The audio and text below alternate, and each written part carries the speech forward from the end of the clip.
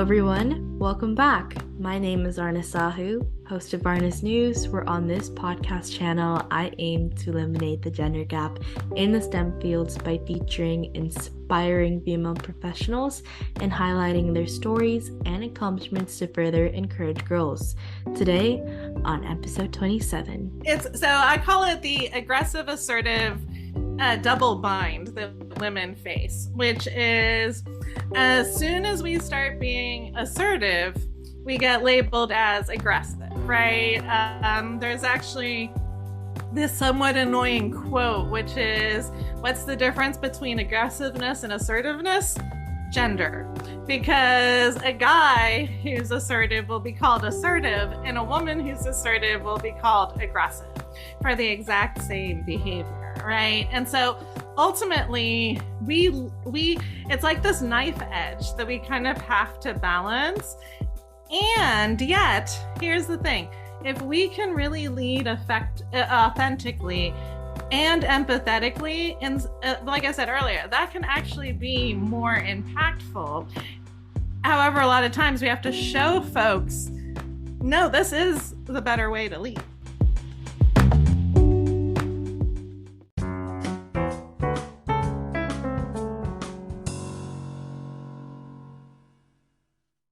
Today on episode 27, I'm pleased to answer guest Jossie Haines. As an executive coach empowering women leaders to thrive in tech, she's had over 20 years in the technological field. She's worked in companies like Sun, NetApp, Apple, and Zynga, where she was able to create over 30 new features to Siri music, which earned her a technical Emmy. Later in Tile, she helped to build an amazing inclusive culture as she wore different hats for the company. Now, as a public speaker and coach for women leaders who are burnt out and feeling overwhelmed, she's on a mission to retain women in tech. So thank you so much, Jossie, for being here today. Before we start off with the questions, would you like to introduce yourself? Yes, thank you so much for having me. It's great to be here. So, yes, as you mentioned, I've spent 23 years in tech, and I realized that I didn't want to just be helping one company at a time move the needle. 56% of women are leaving technology after 20 years of giving it our best shot. And my mission is to change that statistic. So, thank you so much for having me here today. You're welcome. Okay, so my first question is, tell us a bit about your career path.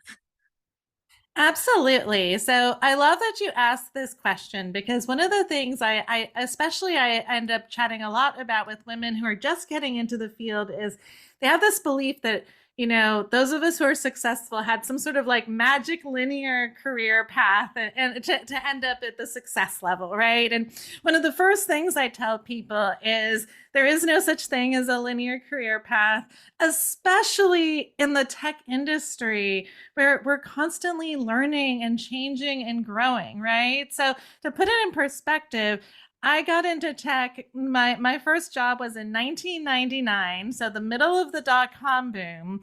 I had just gotten my first cell phone, and it was 2 lines of black and white text on a little screen. And so my first job was actually a web developer building notification systems so that when you went onto your online bank account, which was like a brand new thing, you could say, oh, I want to be notified when my balance is low, right? Now, something that you basically assume you're going to have was like a brand new innovation, right? And so I tell people, like, technology has changed so much in the 23 years I've been doing this. The way I've thrived is by continuously learning and growing, right? So I spent my first 10 years as a software engineer at a number of different companies. And then in 2010, I ended up as a software engineer working on a game called Cafe World at Zynga. And that's really where my career ended up really thriving. I went from software engineer to director of engineering in about 4 years. I got a couple $1 million days when I was working on Cafe World. Ended up helping design the storage service that ended up being the central storage service for all Zynga games, and then eventually became director of engineering of Chefville once we launched. and also ended up becoming director of engineering for our ads department, which was around 25% of Zynga's revenue went through ads. So it was really exciting. And then I decided, hey, let me go to Apple and go to an even bigger company and learn how that works, right? And so there's where I worked on Siri music, media, and sports. As you mentioned, we added 30 features to the HomePod during that development. My Siri on Apple TV team won that technical Emmy.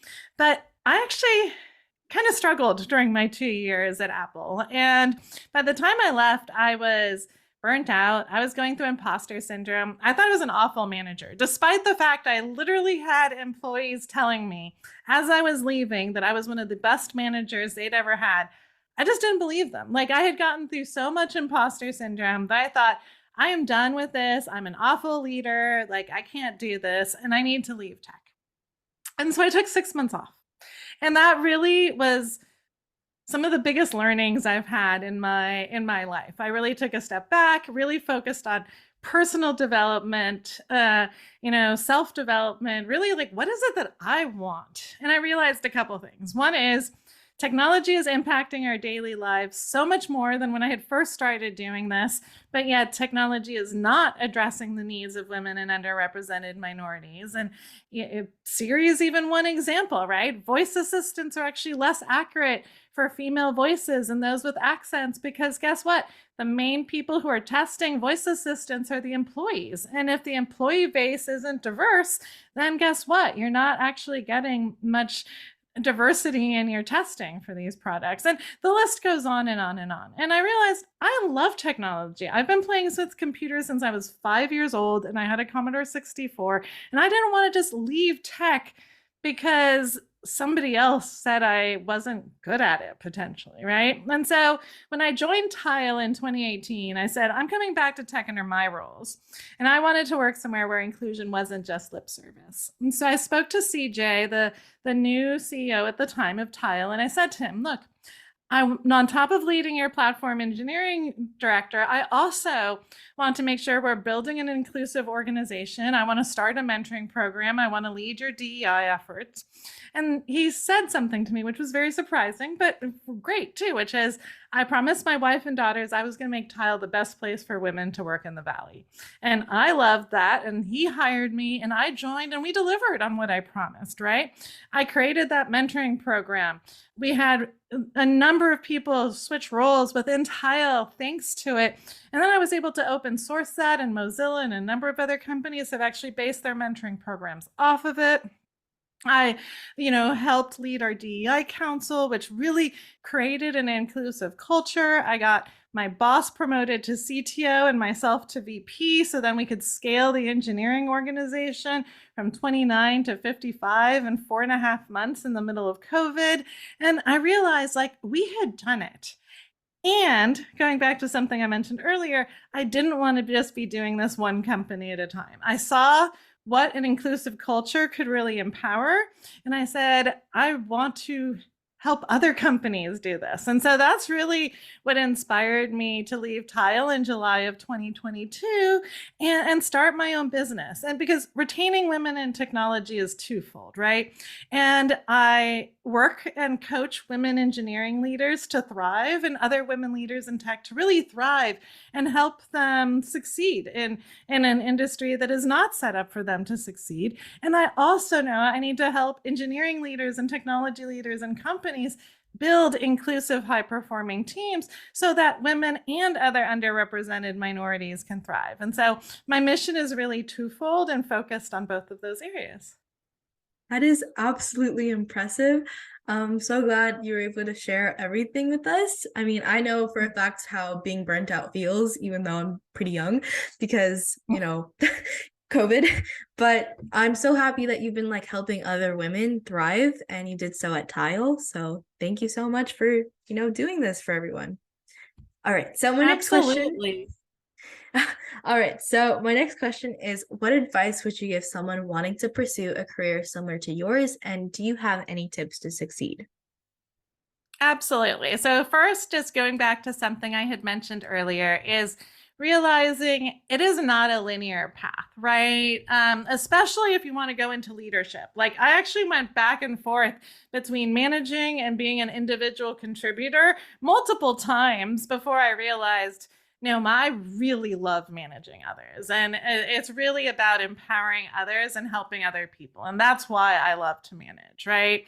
But it took me a while to figure that out because I also am a big tech geek and I love coding and getting into the details sometimes, right? And so don't think it has to be a linear path.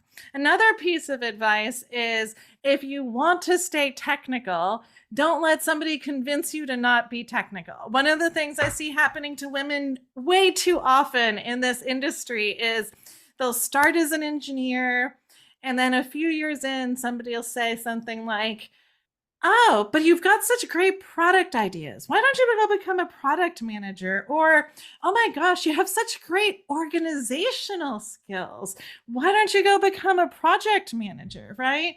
And we don't tend to be groomed to stay as engineers. And so, one of the biggest pieces of advice I give folks is if you want to stay technical and that is your passion, do not let anybody tell you otherwise. Yes, it's hard to thrive sometimes and stay in this industry, but that's why my other two tips are one, build a network, because so often we are alone, right?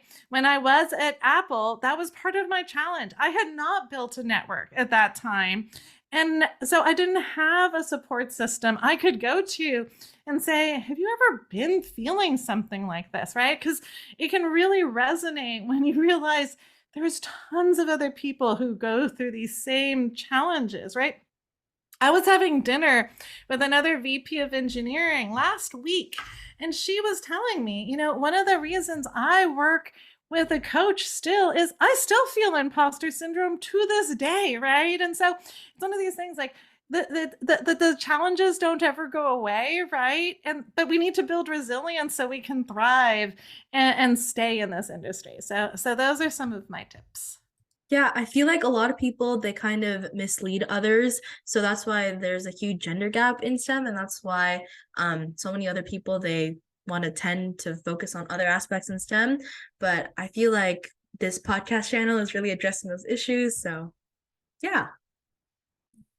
Oh, and one last tip that I forgot to mention is always be learning. I think, I mentioned, right? Like what I was doing 23 years ago, like people would kind of laugh at today because they're like, huh? Like that's not innovative and creative. But I'm like, yeah, 23 years ago, none of this technology existed. So it was innovative back then. But I think it really shows like just how much we have to be constantly learning and growing to keep up in this industry. Yeah. So building a new connection and always continuing to learn. Listen up, folks. Yep. Okay. My next question is, what is a common myth about your profession that you want to debunk? All right. So I think especially in leadership, right? I think there's a lot of myths about what is a successful leader. And I think especially in tech, being a male-dominated industry, we have this like aggressive male leadership stereotype that people assume is how you thrive. And I'm here to say you do not need to lead that way. You can lead authentically and with empathy and still be impactful, right? And in some ways, it actually can be even more impactful than the whole aggressive male stereotype, right? Just because that's the stereotype doesn't actually mean that that's the most successful way to lead, right? And so I think it's a common myth that we have to lead a certain way, and it's not true. Yeah, there's like this one common spectrum where one side is the woman who's completely doing her best, but nobody really thinks she's social. And there's the other side where this woman is being really social, but nobody can think of her as a leader. So women always fall into that spectrum. I forgot what it's called, but it's very, very common, I heard. So I call it the aggressive assertive double bind that women face, which is as soon as we start being assertive, we get labeled as aggressive, right? There's actually this somewhat annoying quote, which is, what's the difference between aggressiveness and assertiveness? Gender. Because a guy who's assertive will be called assertive, and a woman who's assertive will be called aggressive for the exact same behavior, right? And so ultimately we it's like this knife edge that we kind of have to balance. And yet, here's the thing, if we can really lead authentically and empathetically, and like I said earlier, that can actually be more impactful. However, a lot of times we have to show folks, no, this is the better way to lead. Yeah. Yeah, so it's called the double blind effect. I forgot that name. But I think that's very true. There's like huge stereotypes in STEM industry and so many other industries as well. So I'm glad that was brought up today. Okay. Yep.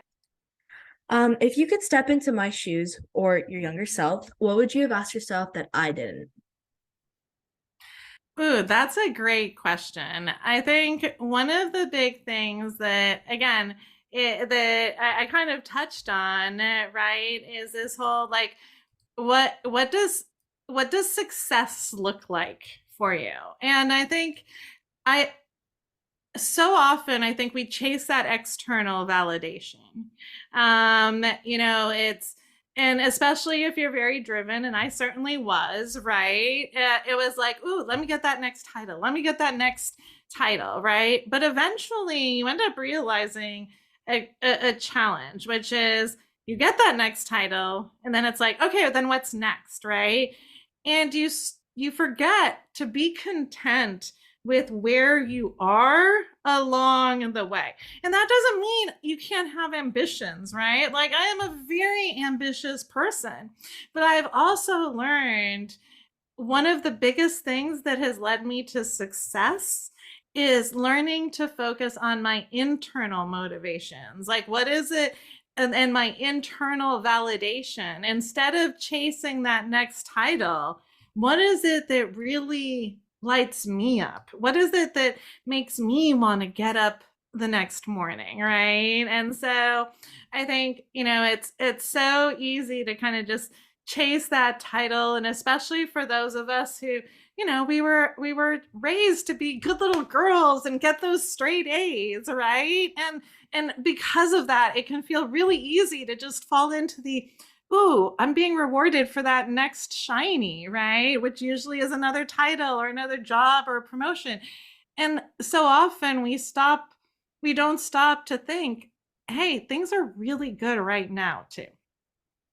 Yeah, I mean, being a student myself, I feel that validation as well.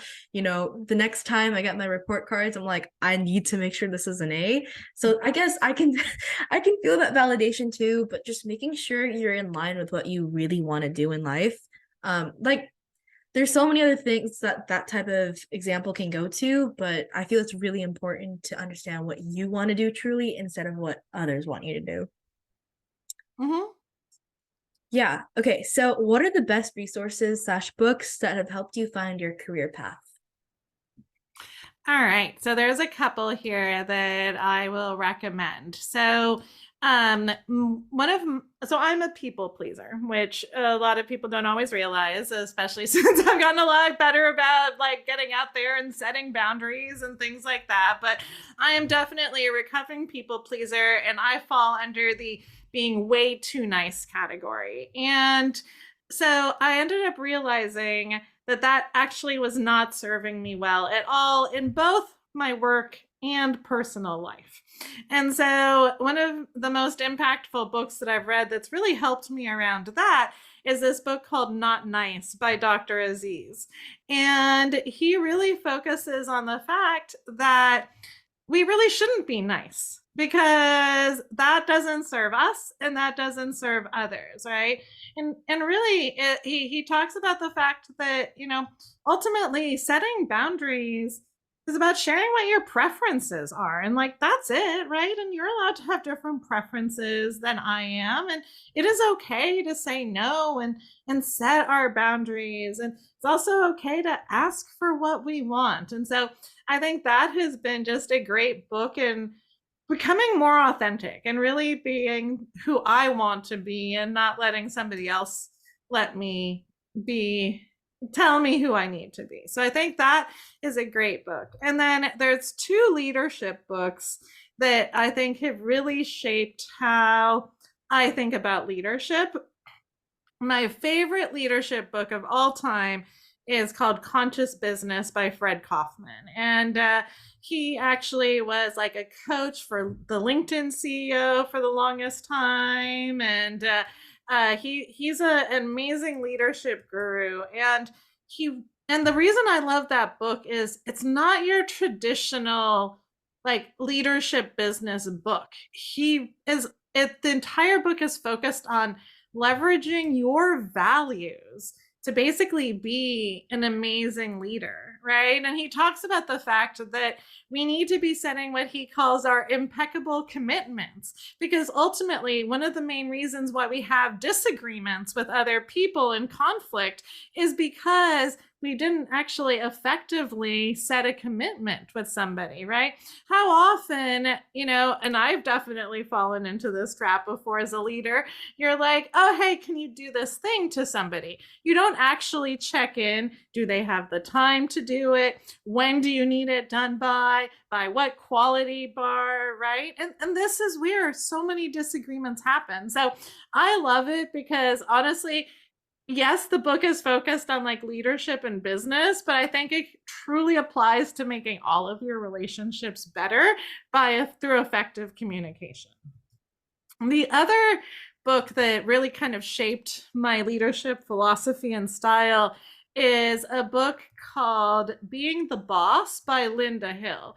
And the reason I like that book is it really talks about management. It's not about management in tech. It's really about are you an effective manager? And she talks about the fact that managing is really about managing in three directions. You're managing up to your boss and everybody, whoever's above you. You're managing down because you're managing your team and what they're doing, but you're also managing yourself and your relationships with your peers.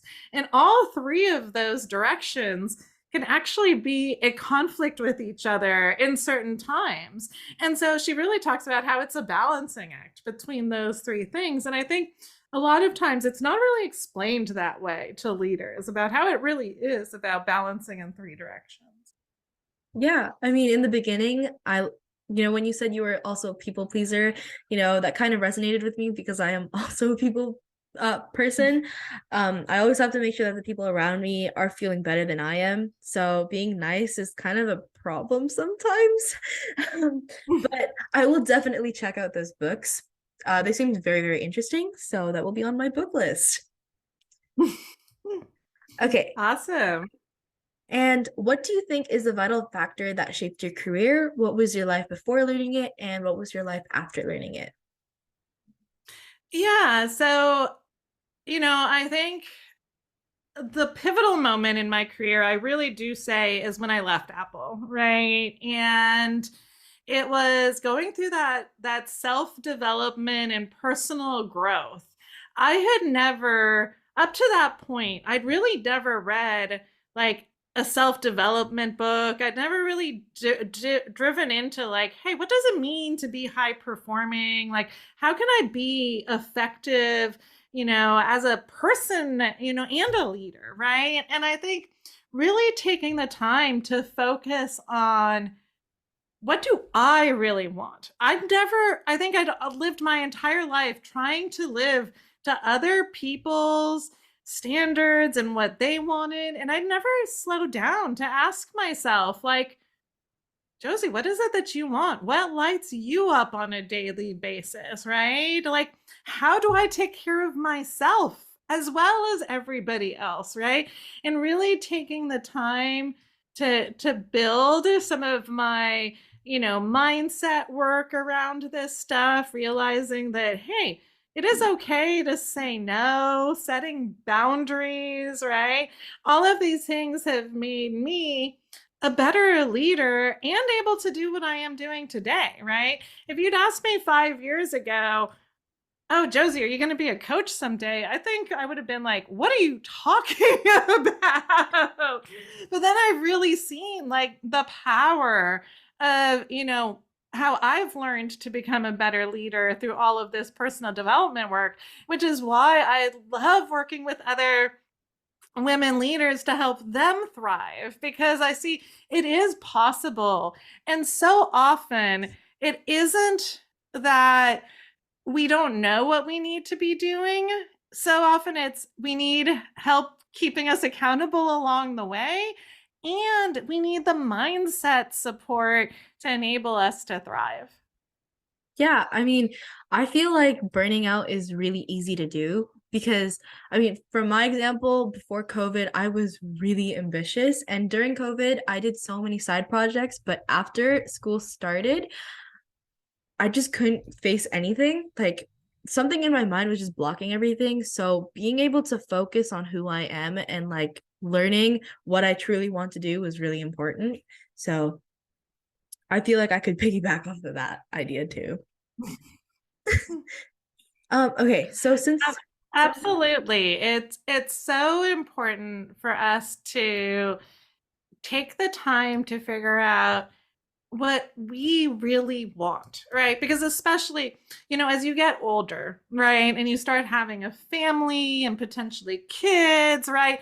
All of a sudden, you start feeling like your needs end up at the bottom of the priority list, right? And so one of the things that so often I work with women in tech on is like it's like they say on the airlines, you have to put your oxygen mask on first. It's the same thing with us, right? If we don't focus on our own self care and mindset, we cannot effectively take care of either our families or our teams. yeah, I feel like that's something that a lot of people just forget about because it's so easy to just forget about what you think and just care about those around you as more important. But I feel like they're both equally important to care about yourself and also those around you. Mm-hmm. Exactly. Absolutely. Okay, and since we have a bit of time left, what's one thing you had wished you known before you began your career? The importance of networking, right? And I already and I touched on this one earlier, but honestly, I think there are times in my career which would have been a lot less painful if I had realized that a network would really have helped me thrive. And to kind of reinforce on that, it's easier for women right now. There are a lot more communities out there than there were even 5 years ago, right? And so take the time to find those communities, meet with other people. And even if you're an introvert, right? Networking doesn't have to be a painful experience, right? One of the things I talk to a lot of folks about is hey, set aside 30 minutes, create a list of 20 people you want to reach out to, and then reach out to one a week. And what's the worst that's going to happen? Somebody says no, or they don't respond to you. Nobody's going to yell at you. No one's going to tell you you're an awful person for reaching out and asking to meet with them, right? I think we get in our heads about all of these things. But ultimately, guess what? People actually like to talk about themselves. So if you ask somebody questions, especially about themselves, have a high chance that if they have time, they might meet with you. Right. And I think it's about focusing on that. Yes. So, audience, listen up. Networking is very vital. So, make sure you heed to that. And here's the thing, it's not just about thriving, right? I've mentioned the fact that networking is one way to help you thrive. But here's the other thing. There are a ton of unlisted jobs in the tech industry. And the way you find those is through networking. I mean, earlier today, I was connecting somebody with a role that I happen to know because somebody in my network happens to have a role open. They haven't created the job description yet. It's not publicly available, but I was able to connect somebody in my network to the job because I happen to know about it, right? And especially the higher up you go in your career, the more likely that is to happen. Yeah. Okay, since we have a few more minutes left, how do you continue to learn in order to stay on top of things within your role? Yeah, and like I mentioned earlier, I think learning is crucial. And so for me, I love consuming all sorts of content. So I am constantly listening to podcasts. I have a subscription to Harvard Business Review, and I like read a lot of their leadership articles. On the tech side, I'll dive into tech courses sometimes as new technology comes up, or try building new things. Especially with Chat GPT, I've been experimenting a little bit with the APIs and stuff, and really, it's about getting into that constant learning mode, right? And just realizing again, we are constantly changing in this industry, so it's about really learning and getting really good at just learning more on a regular basis. Yeah, fun fact, I actually with my presentation project in English, since I didn't like the wording of it, I used ChatGPT to rewrite it for me, and then now it rewrote it, and then now I pasted it back, and it's literally perfect. So ChatGPT is the And best. see, yes, and I think that is, see, you're using Chat GPT effectively, right? I think people assume that you could just say, hey, write me some essay. Like if you say that, it's going to produce garbage. Like, no offense. Like it is not something. So for any students out there, this is the way you want to use Chat GPT is as an augmentation, right? How do I leverage it right now? It's my research tool, right? I say, hey, I am going to be talking about actually the other day. So I did a LinkedIn live on how to find allies to help yourself be heard, right? And so I had my bullet points that I wanted to cover, but I wanted to make sure I was teaching them in like an order that made sense. And so I said, hey, here's all my content. Like, how would you teach it to somebody? And give me 3 different variants, right? And so then it did. And I was able to leverage that to make my presentation more effective, right? But you can't just assume it's going to create something out of nothing. I think it's really about augmenting and leveraging AI to help you, and not just assume it's going to create everything from scratch for you. Yeah, that's very, very true. All right, so my next question, which is the final question, is do you have any quotes or mottos that you love to follow, and would you like to share them? Ooh, so here's an Eleanor Roosevelt quote. Do what you feel in your heart to be right, for you'll be criticized anyways. And I think as women in tech, this one is so true because so often, like one of the things I talk about with women all the time is they come to me and they're like, Jossie, I know I see a problem at my workplace, and nobody listens to me though, right? It's like it's so hard sometimes to be heard, even if we know what the problems are that nobody else sees. And so, you know what? Share your opinions. Yeah. I will definitely be looking into that quote because it seems very, very interesting. Okay, well, thank you so much, Jossie, for being here on this platform. Would you like to share any last words with the audience? Hey, remember to celebrate your wins along the way because there will be ups and downs in your career. But if you take the time to record your wins on a weekly basis, you can then look back at those when you are having the tough times and think, these are the good things that are going on. And bonus for those of you who are entering the workforce and might be listening to this, that's actually a great tip also for performance reviews, because so often we do performance reviews at work every 6 months and we have recency bias. We only really remember what we've been doing the last month or two. By creating your win list every week, you can then use that for your performance reviews as well. Thank you. Well, thank you so much for being here. Yeah. All right, so thus that concludes episode 27. If you want to know more about how I relate to these amazing topics, then stay tuned for upcoming episodes. A free way to support this show is by leaving it a 5-star rating and a review on the player you are listening to. Let me know what you enjoy about this podcast, as it's a chance to tell me what you love about the show, and it helps others discover it too. Once again, thank you for finding me, and I hope we stay in touch with each other. Dito, you're listening to Arna Sahu, the host of Arna's News. Toodles!